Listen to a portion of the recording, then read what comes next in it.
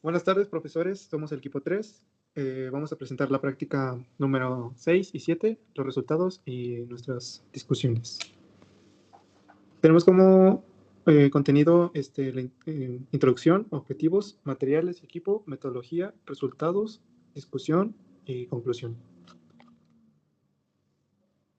Para la práctica de extracción y purificación de la enzima, comenzaremos hablando de nuestra muestra. Nuestra muestra es una cepa de Bacillus subtilis, la cual produce alfa-amilasa exogenia. Esta no es necesario extraer la enzima, solo separarla. Pero en el caso de así hacerlo, se incluyen métodos como homogenización mecánica, homogenización sónica, deshidratación con solventes orgánicos y demás. Después pasamos a lo que es la separación. En este caso nosotros usamos dos métodos. En el primero hablamos de salting out, que es la adición de sales, donde se le agrega sulfato de amonio para precipitar las proteínas, ya que se desnaturalizan exponiendo regiones hidrofóbicas y facilitando su separación. Posterior hablamos del punto isoeléctrico. Bueno, cabe mencionar que la diálisis, después de hacerlo del sulfato de amonio, esta muestra se coloca en una membrana para poder hacer la diálisis. Esta lo que hace es eliminar las moléculas contaminantes o ajustar condiciones de disoluciones, separando proteínas del disolvente a través de una membrana semipermeable en una solución buffer.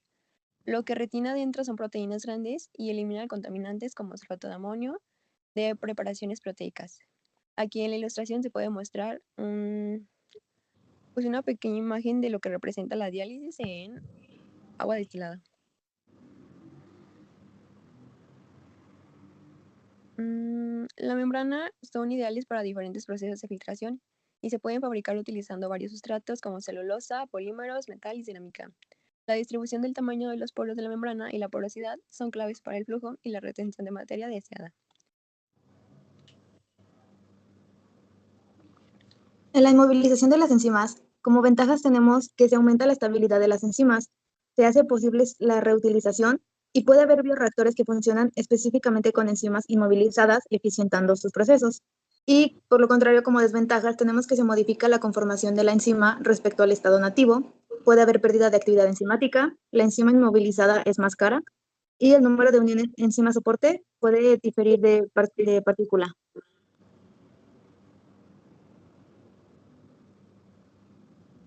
La inmovilización de enzimas es un proceso crucial en la biotecnología y bioingeniería, ya que permite fijar la enzima en soportes sólidos, lo que facilita su uso en procesos industriales. Hay dos tipos principales de métodos de inmovilización, físicos y químicos. En el método de inmovilización, en alginato, se emplean soportes orgánicos como chitosan, quitina, celulosa y agar, que son polímeros naturales. El alginato, que fue el que utilizamos, es un polisacárido obtenido de algas pardas de la clase Phaeophyceae que actúa como agente de inmovilización. Este proceso implica atrapar la enzima dentro de una matriz gelatinosa formada por el mismo alginato.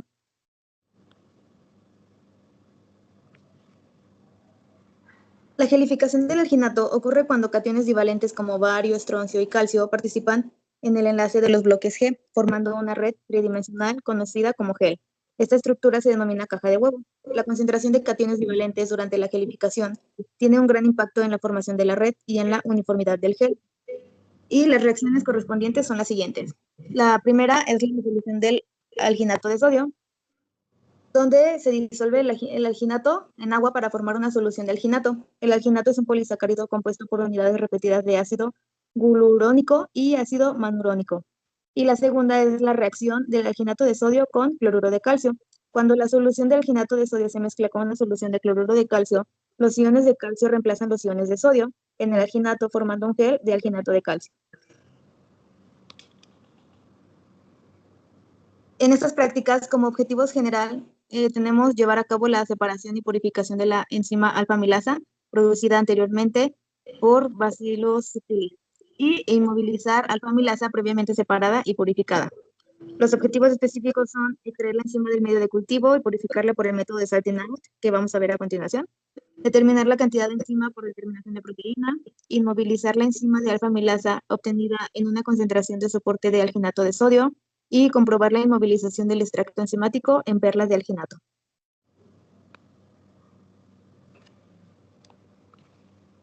Y pues estos son todos los materiales, equipos y reactivos que utilizamos para ambas prácticas.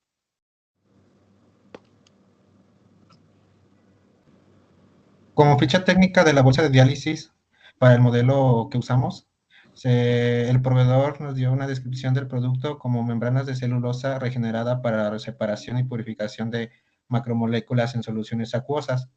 Estas también son transparentes, flexibles, estables y precisas en tamaño de poro. Estas tienen especificaciones técnicas como el rango de pH, que es de 2 a 12, y su nivel de contaminantes del sulfuro es de menos 0.3% y sus metales pesados es de menos 50 pesos por millón. También tiene una compatibilidad química. Estas soportan bajas concentraciones de soluciones ácido-base, alcoholes y soluciones orgánicas. Esta como última también, como nota, si se prolonga a soluciones orgánicas puede dañar mucho la membrana. También tiene resistencia a las temperaturas como hervir o la autoclave y soporta las temperaturas de 4 a 121 grados centígrados. Como separación y purificación de enzimas por el método Salting Out, nuestra metodología fue que el cultivo previamente inoculado con Bacillus subtilis, usado en la práctica anterior, se colocó en tubos de centrífuga y para posteriormente nivelarlos y colocarlos en la centrífuga a 15 minutos por 4 grados centígrados a una velocidad de 7000 revoluciones por minuto. Aquí obtuvimos dos sobrenadantes. El primer sobrenadante lo precipitamos por el método de Salting Out. Calculamos la concentración de proteína con el sobrenadante obtenido e hicimos una prueba de yodo Lugol. Posteriormente añadimos 16 gramos de sulfato de amonio, previamente calculado para alcanzar una saturación del 80%. Lo colocamos nuevamente en la centrífuga por 20 minutos a 4 grados centígrados a una velocidad de 7000 revoluciones por minuto. Calculamos la concentración de proteína con el sobrenadante que obtuvimos y disolvimos el pellet obtenido en un buffer 0.1 molar a pH 7. Y posteriormente realizamos la prueba de Bradford. Seguimos con la disolución del pellet. Se colocó en una membrana de celulosa regenerada a un peso molecular de 1000 con una capacidad de modelo 44 de 44 milímetros. Pues, para esto tuvimos que activar la membrana durante 18 horas. Posterior de esto, realizamos la diálisis y calculamos la concentración de proteína. Hicimos de nuevo una prueba de yodo Lugol y medimos la conductividad del agua. Para la diálisis, seleccionamos el tamaño adecuado de la membrana y cortamos una sección de 20 a 30 centímetros. Sujetamos un extremo con un clip para bolsa de diálisis y llenamos con agua.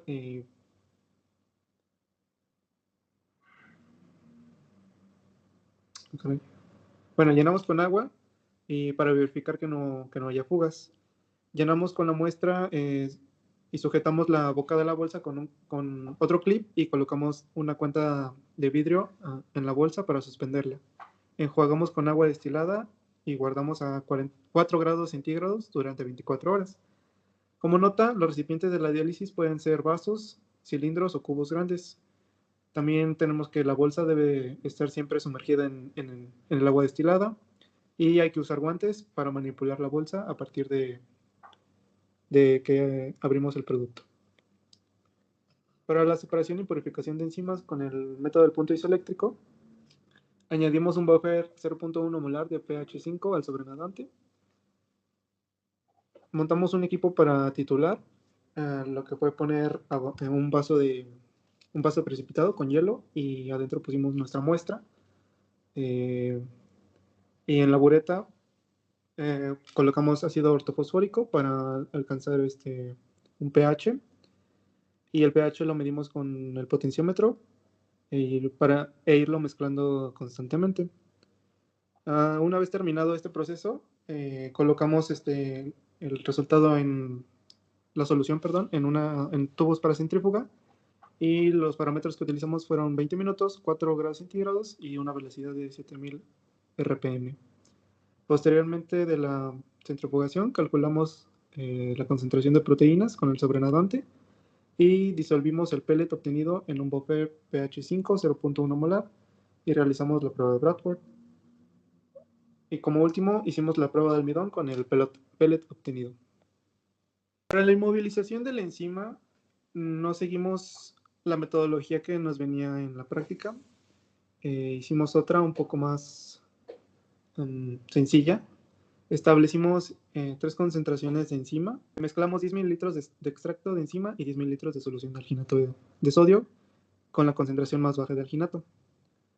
Diluimos las concentraciones de alginato con agua destilada y con el extracto de enzima. Después lo juntamos lo extrajimos con una jeringa y en un vaso de precipitado colocamos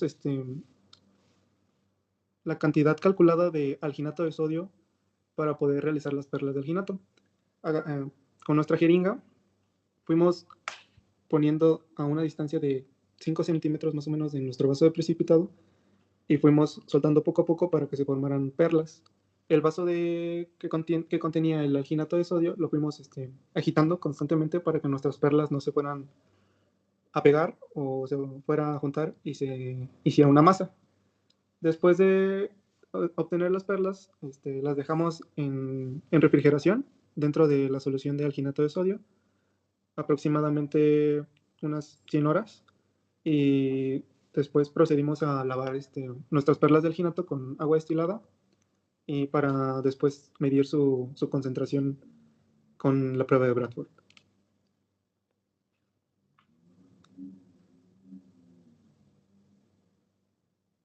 Bueno, pues como se puede ver, este es el diagrama de balance. El matraz es la entrada inicial, después de ahí se tuvieron los 3 tubos de Falcon, y se considera que es la entrada 1, la entrada 2, la entrada 3, que es igual a salida 2, salida 3. Después de ahí se hizo lo de la diálisis, como se puede observar en la salida 5, y después de ahí se realizó lo de las perlas.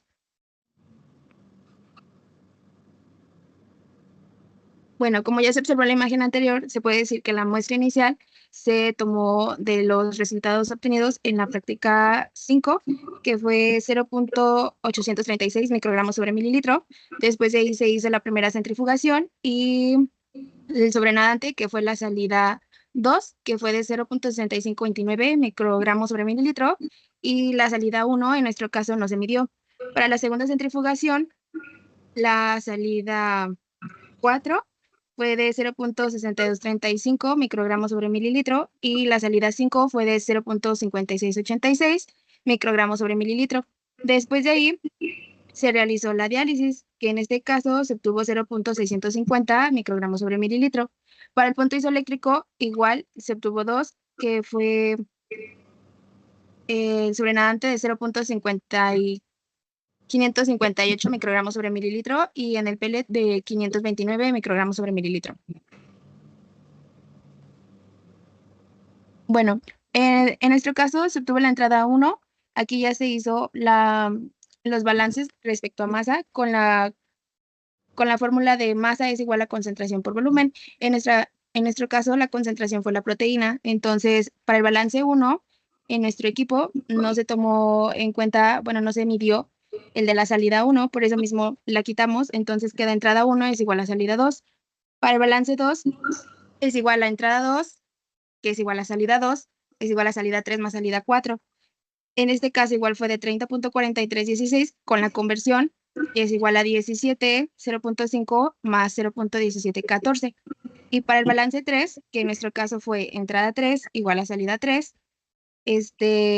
igual a salida 5 más salida 6. En este caso, con la conversión fue de 17.05 es igual a 20.23 más 0.0681. Bueno, y esta es la tabla de conversión de concentración de proteína a masa.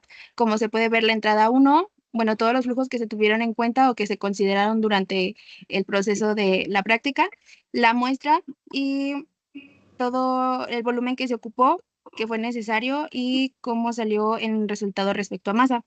Todo se dejó en microgramo.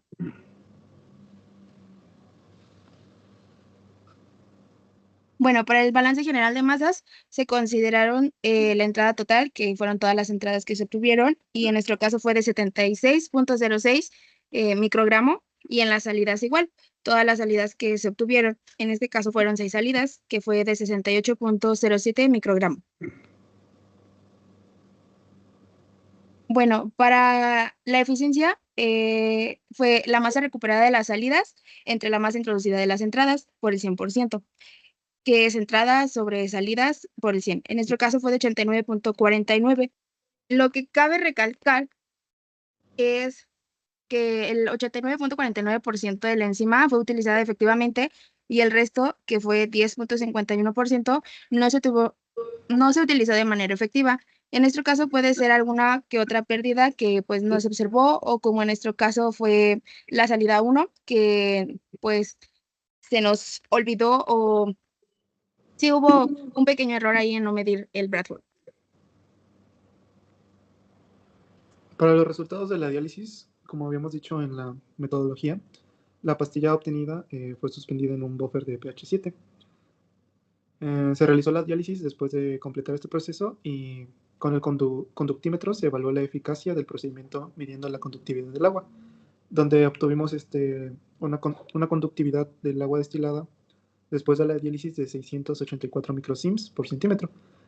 Medimos la conductividad del agua destilada sin este proceso, en lo cual nos daba 10 microsiemens por centímetro, donde obtuvimos una considerable diferencia, por lo que podemos decir de que sí se realizó con eficacia la diálisis. En la precipitación isoeléctrica se ajustó el pH de solución a 4.78 utilizando ácido ortofosfórico. Al alcanzar un pH cercano al punto isoeléctrico, la proteína experimentó un estado menos soluble y tendió a precipitarse para ser colectada por centrifugación, como se mencionó anteriormente. En la imagen podemos ver los datos tomados por el potenciómetro y una gráfica de tiempo versus pH para ver el comportamiento de este mismo.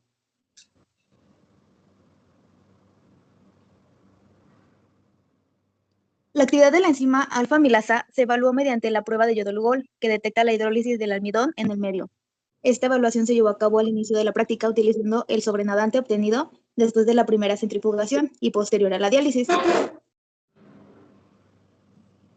Además, se repitió al finalizar la prueba por el método de punto isoeléctrico, utilizando el sobrenadante obtenido. Estas pruebas se realizaron con un control blanco, que es el agua, y se compararon con un contraste de enzima salival con el extracto enzimático. En estas imágenes tenemos, en las anteriores, la tabla anterior, las imágenes de arriba son los resultados del agua, de la saliva y del extracto enzimático, y las imágenes de abajo son el resultado de la diálisis del agua, saliva y extracto enzimático. Y estas siguientes son las muestras obtenidas por el método de control eléctrico del agua, saliva y extracto enzimático. Para la parte de la inmovilización de enzimas, preparamos dos soluciones de 4 mililitros de alginato de sodio. La primera fue al 0.5% y la otra al 1%. A estas soluciones les agregamos 4 mililitros de extracto enzimático con la enzima alfa-amilasa. Aquí tenemos una foto de las perlas que formamos. Podemos ver que son unas perlas de tamaño uniforme, que son blanquecinas y pues tuvieron una consistencia un poco gelatinosa. Medimos 5 perlas para pues tomar el radio y el diámetro, y posteriormente hacer los cálculos. Nos dio que el promedio de las perlas fue de 2.36 milímetros y el radio fue de 1.18. Después con esto hicimos un cálculo del área superficial y el volumen, las cuales tienen una relación de área de superficie sobre volumen, dando que tuvimos un área superficial de 17.49 milímetros cuadrados y un volumen de 6.88 milímetros cúbicos. Entonces nuestra relación fue de 2.54. Esta relación es importante porque entre mayor relación haya entre la superficie y el volumen, significa que la enzima tiene una mayor superficie para poder actuar. Después medimos la concentración de las perlas. La de 0.5% al inicio, antes de la inmovilización nos había dado que era de 0.836 microgramos por mililitro, y después de la inmovilización dio 1.2803 microgramos sobre mililitro. En cuanto a las perlas de 1% de concentración de alginato, nos dio 1.1754 microgramos sobre mililitro.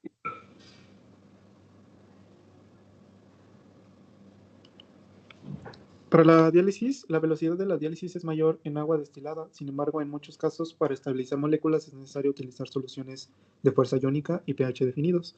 Al suspenderla en un buffer de pH 7, la proteína se rehidrata y se disuelve correctamente a la solución. Esto no solo ajusta el pH de la muestra a un nivel neutro, sino que también elimina gradualmente la sal utilizada en el proceso de salting out, lo que facilita su manejo y análisis posteriores.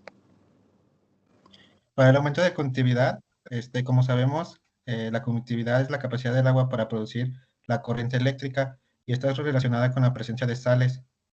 Estas son diluidas en el agua como el calcio, magnesio y potasio. Para mayor actividad de sales disueltas en el agua, mayor será el valor de la conductividad eléctrica. Tal como se muestra en la tabla, la conductividad eléctrica del agua destilada en la diálisis se midió antes y después. El valor después de la diálisis se registró de 684 microsieverts sobre centímetros y para después de y, y para el agua destilada fue de 10 microsales sobre centímetros. Dado que nuestro valor de conductividad después de la diálisis es mayor que el del agua destilada sola, esto nos indica que el proceso de diálisis tuvo un efecto en nuestra solución enzimática. Y para precipitación isoeléctrica, esta alcanza un pH cercano al punto isoeléctrico. La proteína experimenta una transición hacia un estado menos soluble y de forma precipitados, que pueden ser recolectadas por centrifugación según la literatura como Rama y Publio en el 2015. Las alfa-amilasas de la familia 13 de los glicosil hidrolasas tienen una proteína de 489 aminoácidos con una masa molecular de 56.7 kilodaltons y un punto isoeléctrico de 4.8. Tales parámetros son similares a los de la mayoría de las alfa-amilasas como las bacterias. En este caso, el pH de 4.78 fue destinado para el punto óptimo para producir la precipitación de la proteína de manera eficiente, lo que permitió la posterior recuperación y análisis de la misma en el proceso de purificación.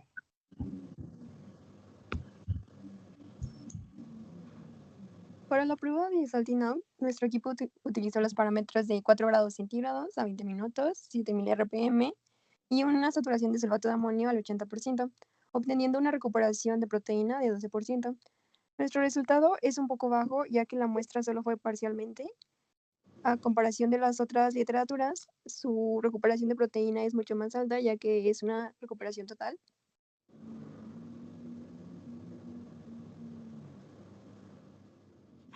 En la prueba de yodo-Lugol, las muestras de agua reaccionan con el yodo-Lugol en todas las etapas, con menor intensidad tras la diálisis y el método de punto isoeléctrico. La saliva reacciona con el yodo-Lugol y disminuye significativamente tras la diálisis debido a la eliminación de enzimas, pero aumenta con el método del punto isoeléctrico. El extracto enzimático muestra una alta actividad enzimática y descomposición de almidones en todas las etapas, reflejando la intensidad de color con el yodo-Lugol. Estos resultados indican que la diálisis y el punto isoeléctrico afectan de manera diferente la composición y actividad enzimática de las muestras, reflejándose en la variación de color tras la prueba de yodo-Lugol. Para la discusión de la inmovilización de la enzima, vamos a tomar en cuenta dos parámetros que son muy importantes, que es la concentración del cloruro de calcio y la del alginato de sodio, ya que estos son fundamentales para el enlace entre los iones del cloruro y del alginato, que es lo que causa la gelación.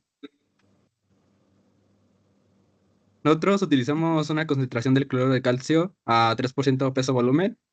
De acuerdo a un experimento de Erdan y colaboradores, ellos realizaron distintos experimentos en los cuales checaron cuál era la concentración óptima, los cuales lo hicieron desde 1% hasta 5%, donde podemos ver que la concentración óptima fue del 3%, peso volumen. Además, en otro... Ay, pues regresa, por favor. Perdón, Teddy. En otro estudio de Consola, él también observó que la concentración óptima del cloruro había sido a 3.5% peso volumen.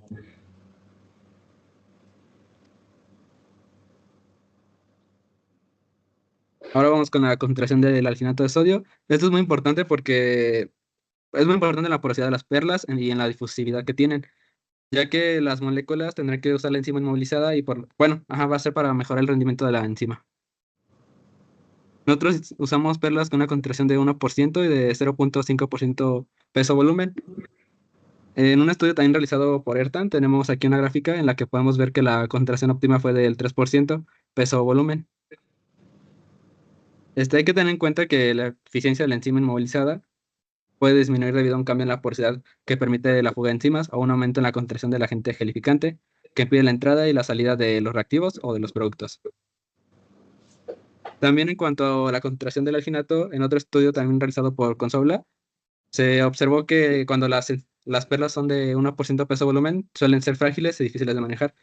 Pero también cuando tienen demasiada concentración peso-volumen, como al 5%, también reduce el rendimiento de la enzima, debido a que esta tiene menor difusión del sustrato causada por la rigidez del gel. Como medimos las perlas, pues también investigamos que el tamaño, digamos, óptimo, y encontramos un ensayo en el que probaron diferentes tamaños de perlas, las cuales fueron de 4 milímetros, de 3 y de 2, donde la actividad enzimática más alta fue en la de 2 milímetros. El promedio de nuestras perlas fue de 2.36 milímetros. Pues no sería una diferencia tan grande, pero igual estaría mejor que estuviera más cercano a 2 milímetros. Y pues, porque pues entre más grande es la perla, la resistencia a la difusión también es. Entonces, si tenemos una perla más pequeña, pues va a tener menos resistencia y va a presentar una mejor hidrólisis. Aquí tenemos una tabla de concentraciones del alginato de sodio, en la que podemos ver que va desde el 0.5%, que fue la de nuestro equipo, hasta algún estudio en el que se ve que es del 4%. También vimos el de 2% y de 3%. Podemos ver que la que tuvo mejor concentración de enzima fue la de 4%. Y pues, por ejemplo, también en nuestra perla, que fue el 1% del alginato, pues sí, es muy parecido el valor de la concentración con el estudio de Elvana, que también maneja la concentración de 1%. Como conclusión, durante el proceso de la diálisis se observó un cambio en la conductividad eléctrica del agua destilada de 684 microsiemens por centímetro, lo que sugiere la remoción eficiente de impurezas y la preservación de la proteína dentro de la membrana. Se observó una eficiencia de purificación del 89.49%, lo que indica un proceso de purificación exitoso y una alta concentración de proteína obtenida. Después de inmovilizar la enzima, se observó un notable incremento en la concentración de proteína, lo cual indica una mayor concentración de la enzima por unidad del volumen. Aquí tenemos nuestras referencias.